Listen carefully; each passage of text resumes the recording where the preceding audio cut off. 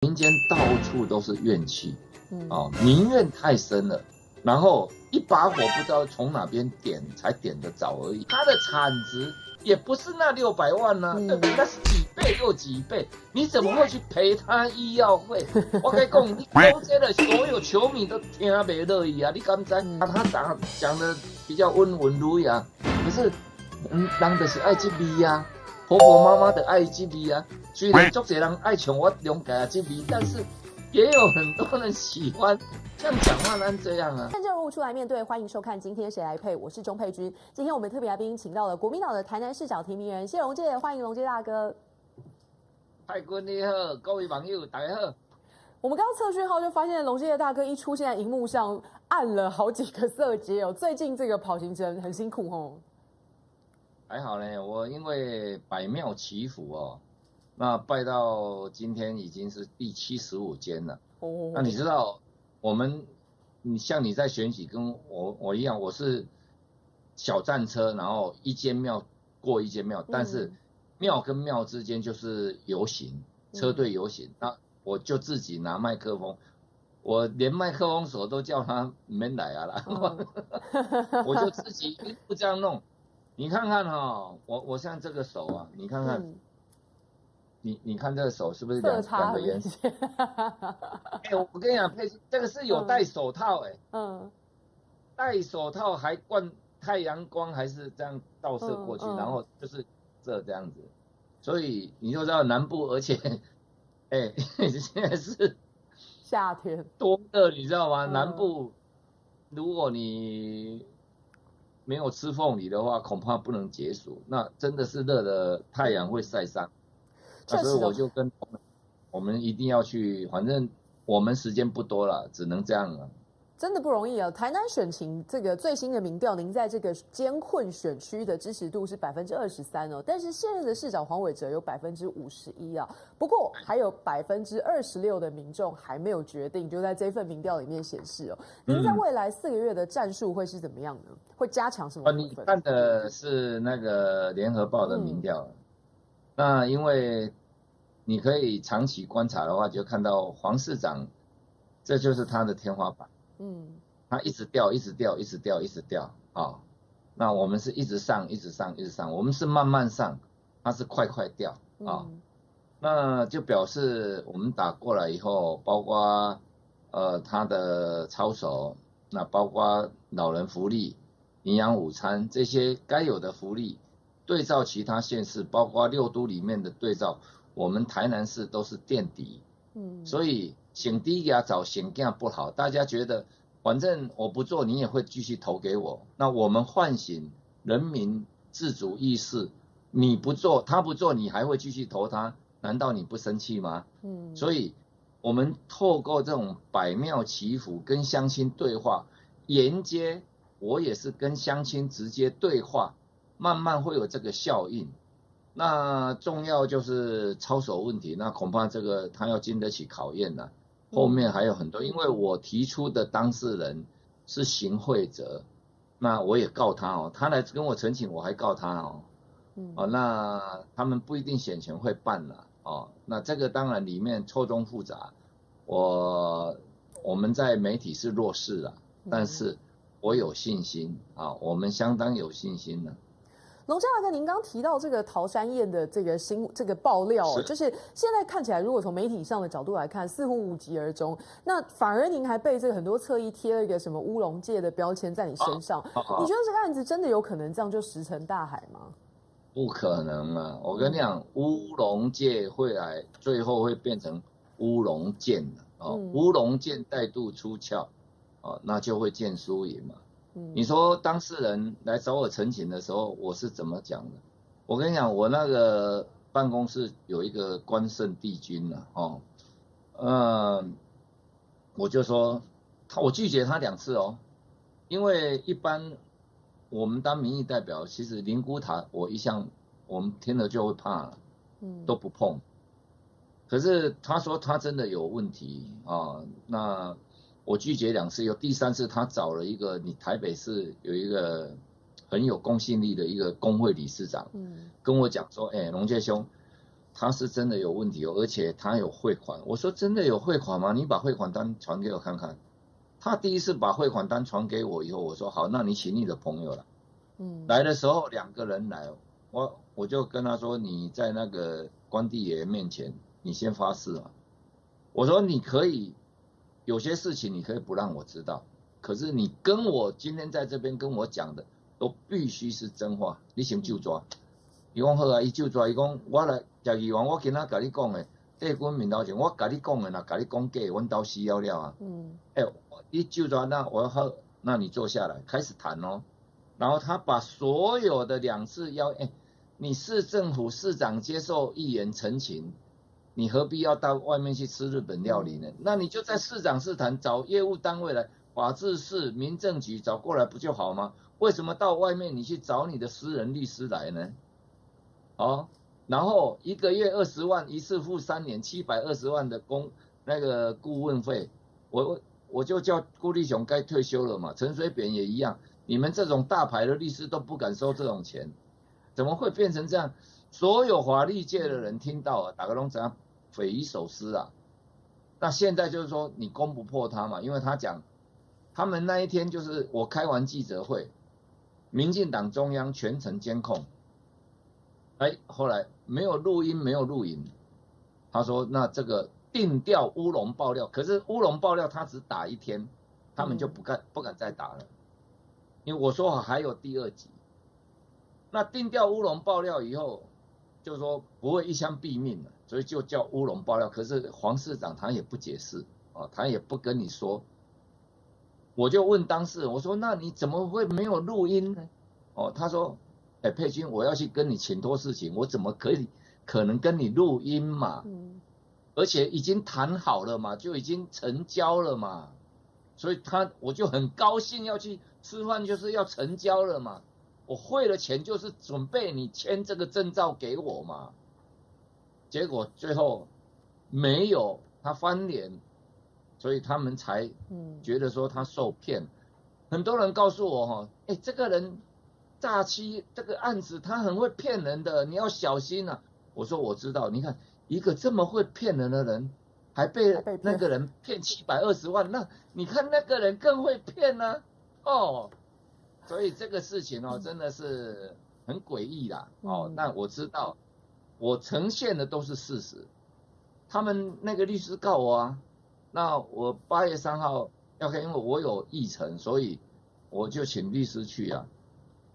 反人倒后车，你知道，怕人怕救人。那我们是真金不怕火炼的我是经过所有都是经过查证。这个事情呢，我不可能这样就无疾而终。还没登记呢，佩君我们都还没有成为候选人呢，还没登记啊。也许是这样子的关系所以另外一份网络民调就显示黄伟哲的这个不信任度在这段时间里面上升了5个百分点了。不过大家最近对台南的这种各种民调的关注度，还有一个新的角色登场了，就是这个上一次选战的时候很多话题的这个窥基福来贴，上一次他拿到8万多票啊，那这一次又再次的加入战局，有很多这种他一出口很惊人就会上新闻了。您认为他在这一场选战里面会是怎么样的一个角色呢？他是一个老台南老台南就是对这个城市会有一些感情。他因为他有对年轻人也有一种共同的一些想法，可是因为年轻人最近这几年就是房价高涨买不起，然后就业率不足，失业率高，所以交通混乱。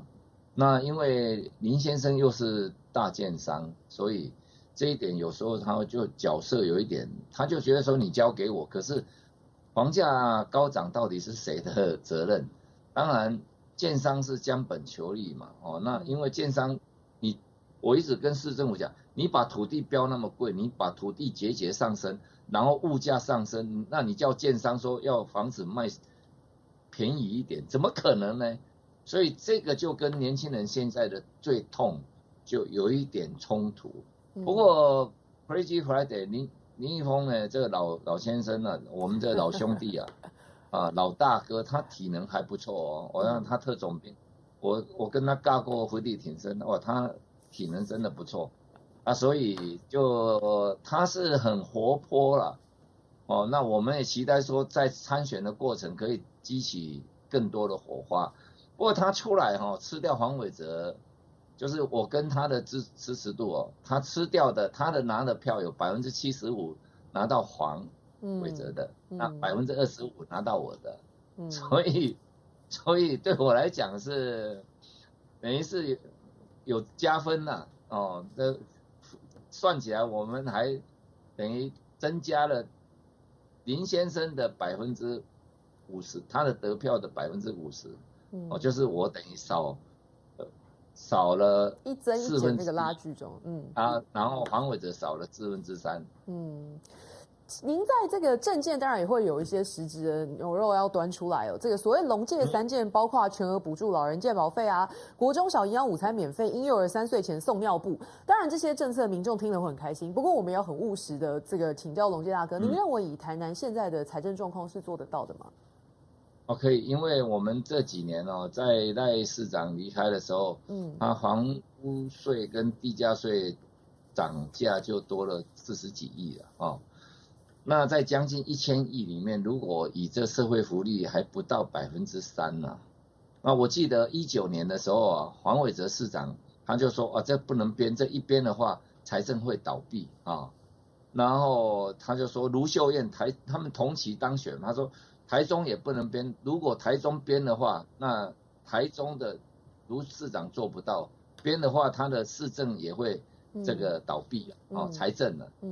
后来卢秀燕编了，编到现在年年编，而且每一年就是编足22亿8千万，台中也没倒那你台南也没更好而且你说会倒，高雄负债3000亿怎么不倒？那我们台南市现在才负债580亿怎么会倒呢？所以你愿不愿意做而已。后来我提出这3个多月来，结果我们今天议会开议，黄伟哲预算书编进来，他编3000了，编3000，就等于我是补助826乘以12是9912，那他是补助3000，所以没够钱没够，就我跟你讲，照顾老人不是蔡奇亚买菜在喊价1000、2000、3000的，这是公平正义的问题。然后公平正义就是5都，其他的5都有，那你台南市为什么不能有？对不对？所以我们是讲究公平，那你不能说台北、新北他财政好我们财政差那财政差。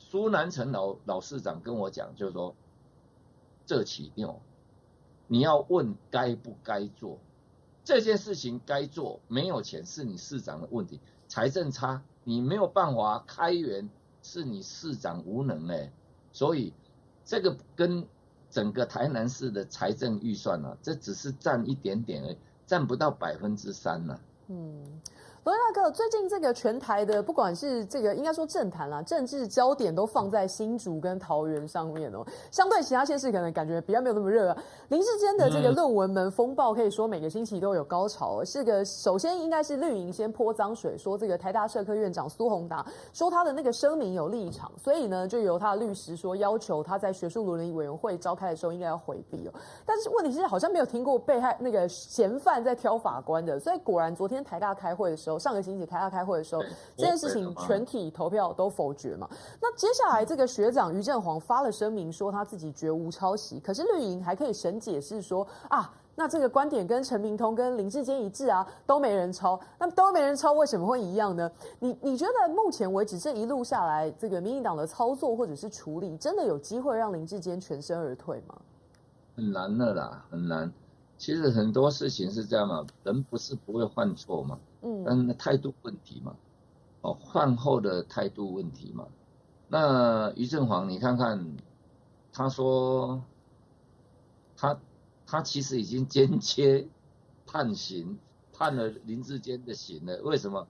因为他讲说许明采的多明尼克肯大学，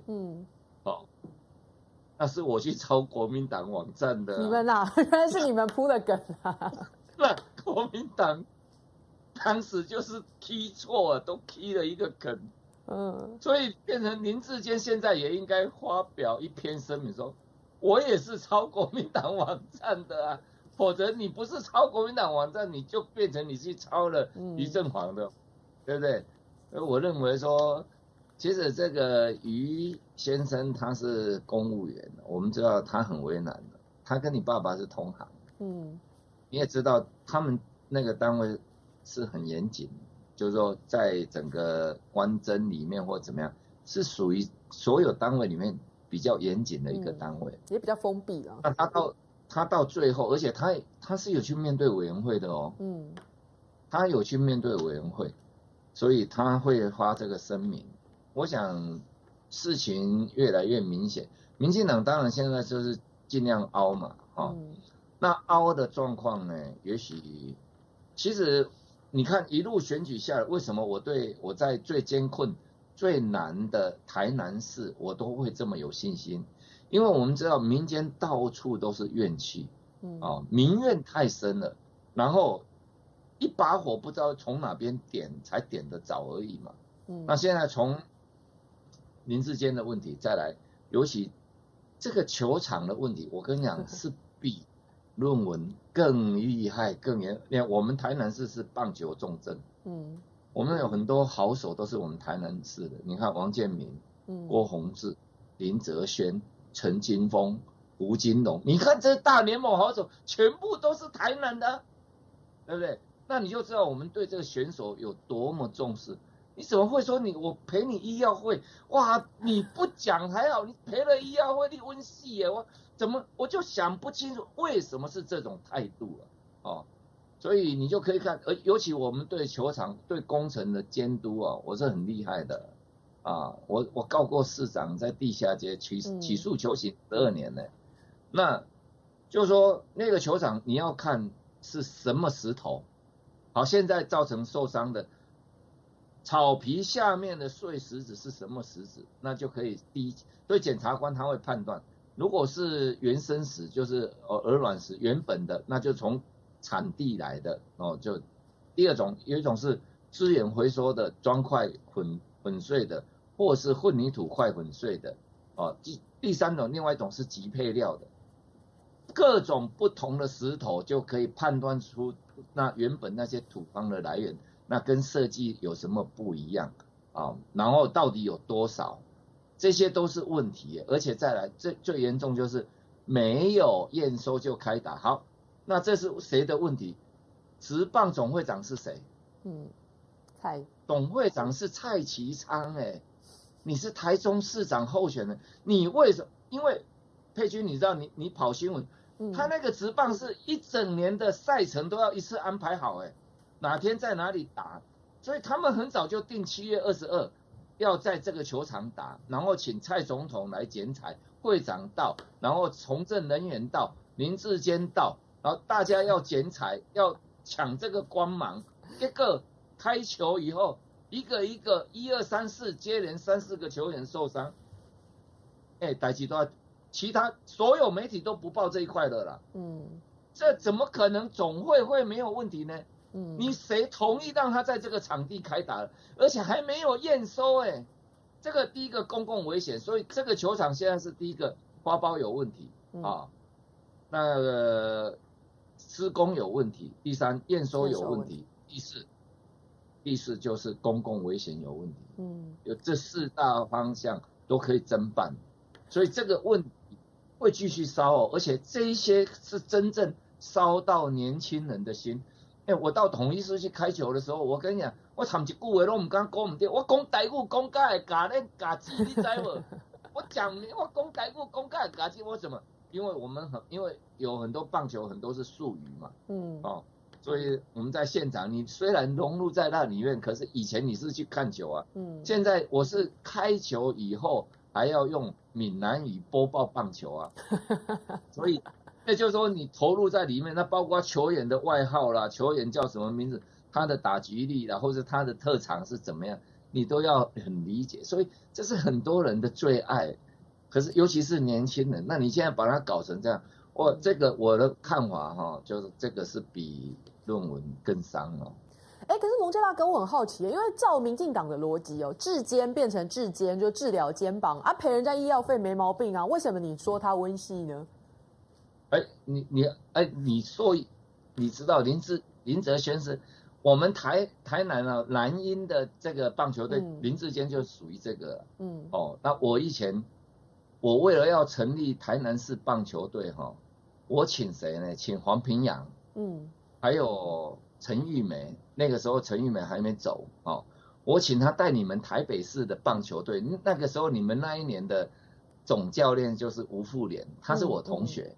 那你带台北市球队下来，然后我就请南鹰的 OB， 就是谁？郭宏志啊、林哲轩胡金龙，就是请他们这些大联盟打过的，组成一个南鹰的 OB 去打对抗赛，然后促成赖清德在2012年就同意来台南市，因为5都都有了嘛，所以台南市才会组成了这个城市棒球队。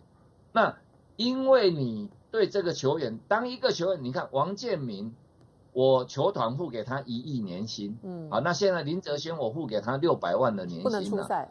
那第一个不是不能说，佩青是亏钱的生意没有人做了，砍头的生意有人，为什么？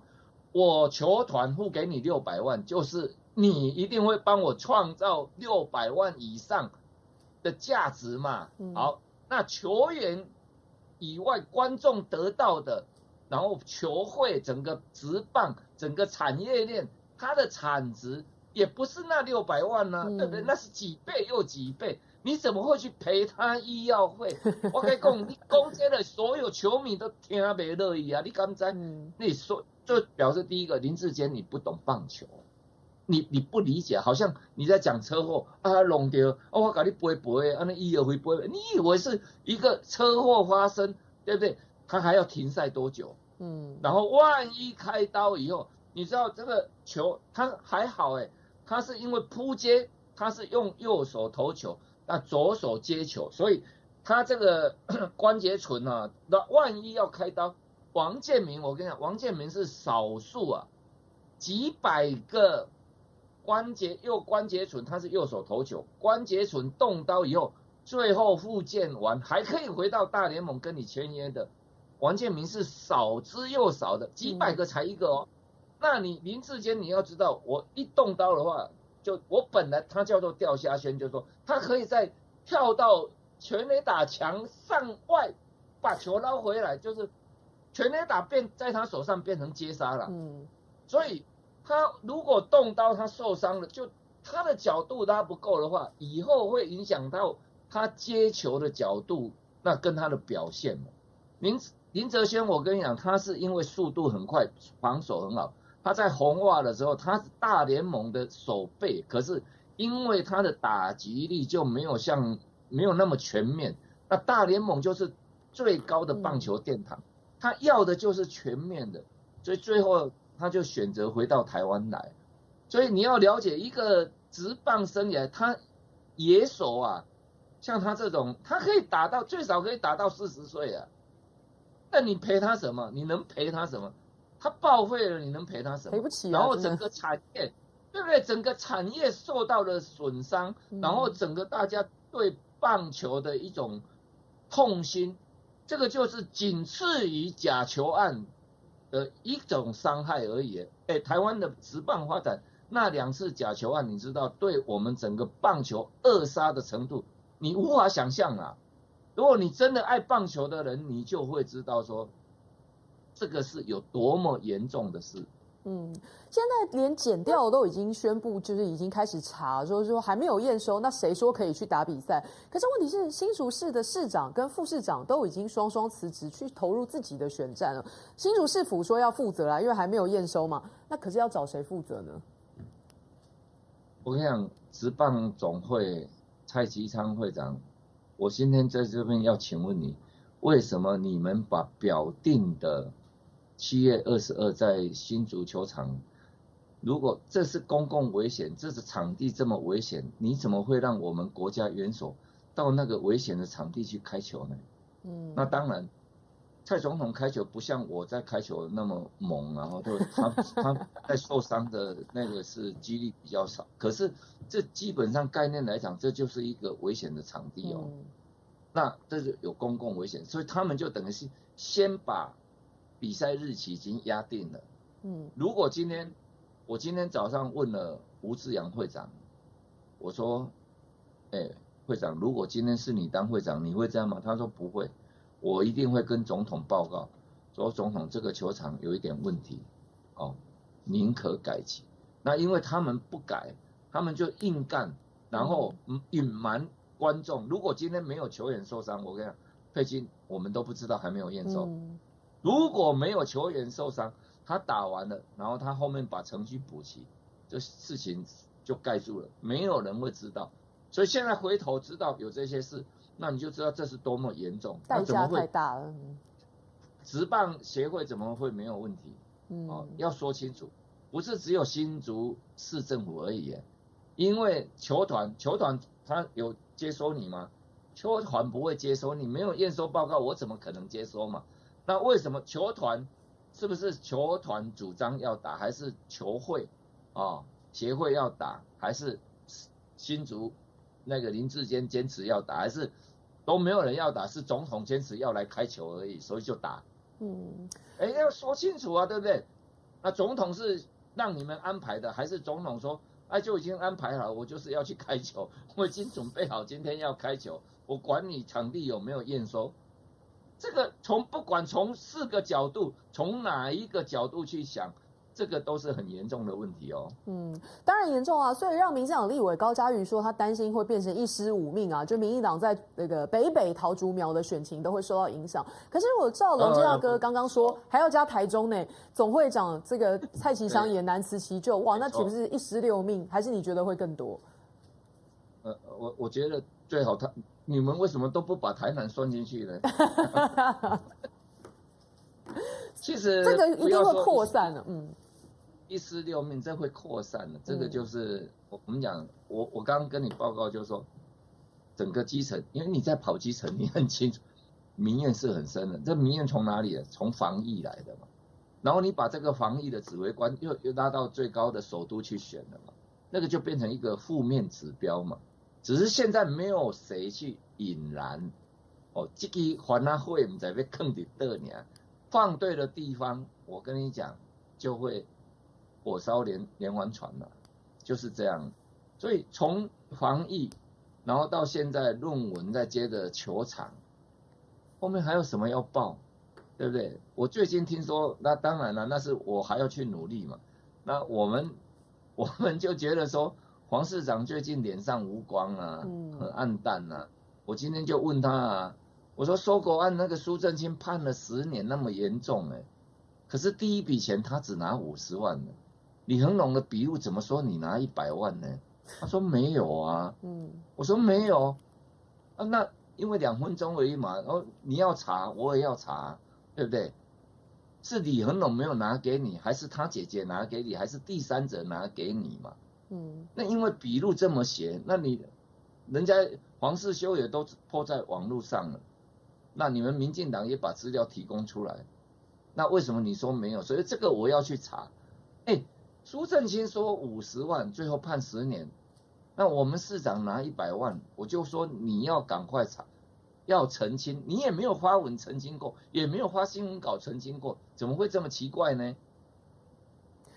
龙亚哥，在这个你刚刚说这个效果是一定会外溢，可想而知的。可是也不代表说可以这个国民党在选情上面就这个高枕无忧。像是蒋万在台北就选的蛮辛苦的，因为他一直被攻击说他是躺平族啊。那前一阵子有政论节目说他的问题是出在他的决策铁三角，可是他这几天就是竞选团队一扩大，然后陈时中又见缝插针啊，就讽刺他说啊，你年轻的都找一些老人，那就说自己是年纪大的都用年轻人。你有没有什么意见会给蒋万，或者这段时间你有没有跟他联系，说给他一些这个选战上面的看法？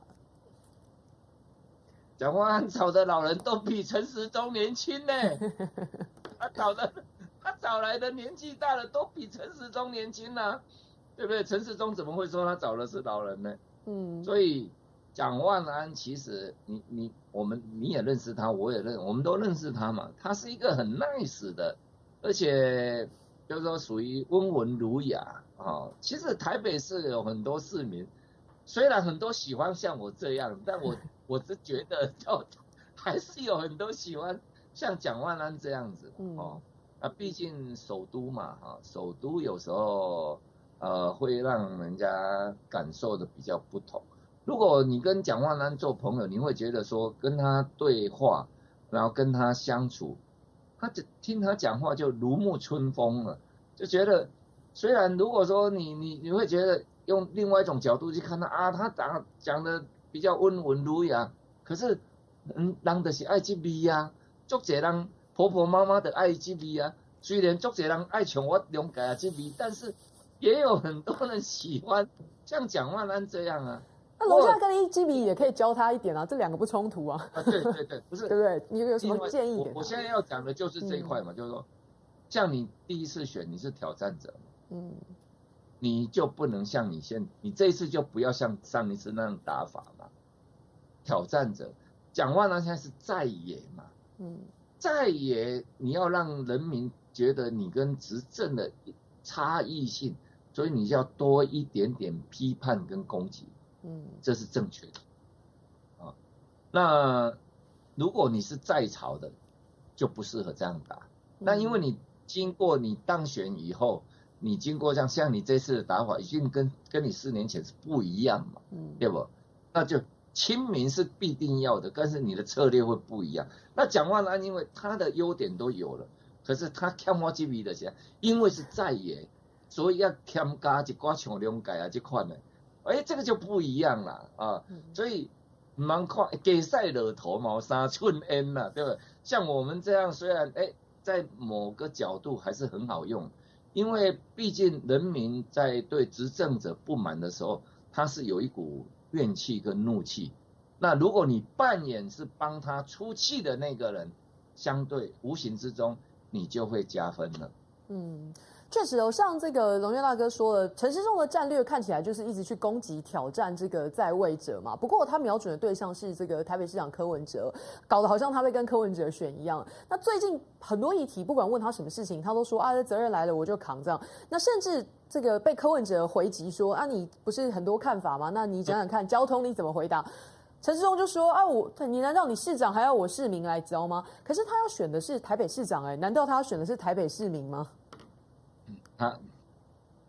陈时中你没有看已经没比赛权，咱没个给判掉啦。我跟你讲，他不可能会得到广大的民众的支持。为什么？因为他讲说责任他来扛。我跟你讲，这句话没有错。可是问题他从来不扛。3+11也不扛，疫苗买不到也不扛，没有合约也不扛，你不能看也不扛。有政府会做事，他成立了一个国家队，让我们口罩要排队，疫苗要排队，快筛要排队，结果确诊以后药品排不到队，这就是他在扛责任吗？像吗？所以他的讲话，你从他的话就可以打他自己的过去施政，他的光环退掉以后，我想他会越选越辛苦了。所以你刚刚讲到说蒋万安要把握这个在台北他蓝营本来原有的优势，可是爱加一寡胡椒盐啦，你加一寡像谅解这个胡椒盐，加味一下，袂歹啦，我这咱袂歹，口味袂歹啦。龙大哥，这个国民党在这一次的选战当中，我相信一定有很多你的选民跟你说，就是提名的争议让很多人不高兴啊。那这个郝前市长日前就说，他觉得主席在提名的过程当中引起太多的争议，所以让很多人跟他有意见。那郝市长甚至还举一个例子说通常参选人都会希望越多人支持越好。可是如果当一个这个大头或母鸡争议太大的时候，参选人就会避免。然后他就问媒体说：“你看有人找朱立伦来助选嘛？你怎么看这个状况？”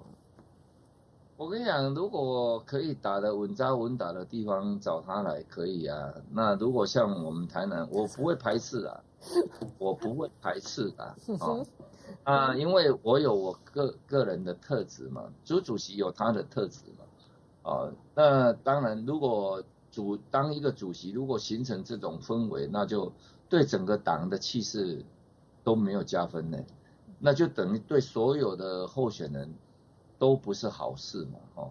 那像有时候我的支持者到服务处来啊，他说恁主席安那，我说我选举的唔免讲这个，你来讲谅解啊，就莫讲阮主席咁好哦。所以你就可以理解说，确实郝市长提的这个也不是不存在，有这个现象。所以主席现在也在改变嘛，你看他跨出来，他就先成立台北队嘛，那我就不知道什么时候要成立台南队哦。那就台北队好像昨天成立了嘛，哦，那这个我认为他有他的想法，然后他去抓中间这一块，也是对国民党方向是对，可是巧妙各自都会有不同，这个都可以讨论，技巧上你我他每个人做出来都会有所不同，都可以讨论的，但是目标要能够为政党加分嘛。那个许淑华委员在我们的节目里面有提到说，他觉得现在很大的问题是这个事情都是主席说了算哦。那甚至有一些这个党应该要一锤定音的论调，在产出之前也没有一个党内的讨论，甚至是辩论的过程哦。您同意他这个说法吗？国民党文化就很少有辩论这个事情嘛。我一直常提到说，党纲或是说路线可以辩论啊，就透过全国党员大会。从各阶层都来辩论，这是好事啊！哦，不一定要主席一锤定音，你一锤定音就是你全部要扛哦。哦，那这个责任也很重，尤其现在也被民进党追杀，要党产没有党产，要钱没钱，要人没人。那你现在党呢的能量在示威过程要中心在一起，这个时候就是透过辩论，那你谁都不得不服嘛。辩论以后凝聚出来的共识，那就是全党要去共同遵守，这个也不会是比较差啦。可是那因为我们国民党的文化本来就是家父长制嘛，就是主席说了算，一贯以来都是这样，所以当有人想要开始改变的时候，主席他无形中就会受到更多的挑战了。那想要改变的人也会受到更多的责难，那这个没办法，这是必经要经过的，所以不一定是坏事。从长远看，不一定是坏事啊。龙健大哥，您现在最近跟这个韩市长还有联络吗？在这个选战当中，他会不会也扮演什么样的角色呢？他会扮演适当的角色嘛。其实我们要相互体谅嘛。那他也沉潜一段时间嘛。那关心啊什么都会有，所以我觉得没有什么要去排斥的啦。那我觉得选举像我在台南这种选区，越多人帮忙我越欢迎哦，因为我知道我在规划的选战是打到11月26那一天晚上我会高票当选，这是我的规划，所以我是按部就班。乌龟赛跑的过程，我虽然爬得慢，但我会一步一步的往上爬。在韩市长2020年的选战当中，您跟这个许淑华委员都是可以说蛮关键的角色。淑华委员这个来我们节目的时候，半开玩笑说您最近抛弃他去跟这个高雄柯志恩连线啊。不过当然开玩笑，你们几位都是这个国民党的候选人了，下一波有没有怎么样的合体计划或者是联合的政见呢？我跟你讲哦，我可以爆个料，小华你安尼讲，我会歹势呢，你个安尼。我第一个打电话要找了，我跟你讲，佩欣，我就是打给许淑华。我要拜庙的第一天，我现在拜75场嘛，我要拜的第一场我就找许淑华，那是因为他那一天是上午，他礼拜五的上午，他的行程冲突，他的行程跟我的下午了冲突，所以他不能来。那我说好，那我再另外一个 schedule 我规划好，我们再约。所以讲我无吹，我都先吹，我该无吹。其实我跟大家，你嘛知影，我跟大家都拢会合得来嘛，对不对？东部、北部、南部各地方，因为我长期跟大家这样跑来跑去，都很有情感呐。只是我们知道，站在人民的角度，我们应该提出什么样的论述，提出怎么样的政策。那因为我在最艰困的选区，所以那我更应该要有破釜沉舟、背水一战的决心嘛。所以我要展现的比人家更坚强。那因为柯志恩跟我的连线是属于说党的战略，战略就是南部地缘关系，盯住以后，那就不会往北扩散。那我们决战啊，就是最后能够决战南台湾，就像2018一样，那民进党就会，国民党就会有突破性的成长。那如果被决战中台湾，那就会持平再差一点。如果被决战北台湾，那国民党就不妙。所以这个就是两个政党的战略不同。民进党想要决战北台湾，国民党最理想是能够决战南台湾。所以这样就是两个政党的差异，那再拉扯。所以我们要达成，起码我们跟柯志恩达成一个使命。我们南部固守住了，其实获益最多就是张忠谋嘛，南投许淑华。那跟这个柯建委员他宣布参选，大概也有一小段时间了。最近有碰面吗？然后或者是大家都很关心说，因为地缘关系嘛，除了这个选战上面要巩固南台湾之外，有没有其他的可能未来的联合政见或者是发展呢？没有碰面啊，但是通啊。那他说那雅虎也可以连线啊，我说好啊，那这个没有问题啊，对不对？因为我的行程排得蛮紧的嘛，你看我都是拜庙，然后座谈会、干部座谈，然后基层1到4就是这样，那5、6日就是一直拜庙，所以，如果谈完了以后，我就要改变行程嘛。我们这个很机动性的，我的机动化很快速了，所以我不会有问题。我配合各方面的，我的配合度很高。谢谢龙大哥今天接受我们访问了，也谢谢大家收看本周的今天谁来配，我们下个星期再见喽，拜拜。OK， 拜拜。大家好，我是刘宝杰。11月269合1大选还不知道要投给谁吗？快来雅虎奇摩新闻选举网站看跨世代好感度，看手头足到银发族最爱的候选人是哪位？网络温度计分析每月6亿笔的文章大数据，每天及时更新，看网络的声量谁冲第一？雅虎怀旧功能，心情新闻强势回归，选举新闻看多少网友跟你一样的心情。雅虎 TV 叫好又叫座的政论节目也不缺席哦，随选随看，立刻分享零时差。看选举上雅虎，简单又容易。上雅虎。